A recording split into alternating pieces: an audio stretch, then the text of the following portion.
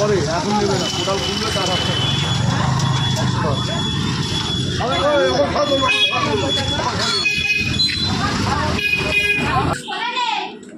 তো বন্ধু কম্পিউটার সেন্টারে পৌঁছে গেছি।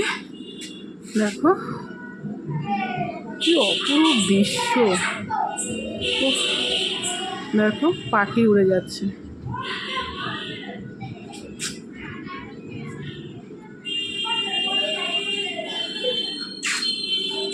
তোমাদের সাথে আমার ভালো লাগা প্রত্যেকটা মুহূর্তে শেয়ার করতে ভালো লাগে, তার জন্য আমি সব কিছুই শেয়ার করি, যেটা আমার ভালো লাগে আমি সেটা তোমাদের সাথে শেয়ার করি।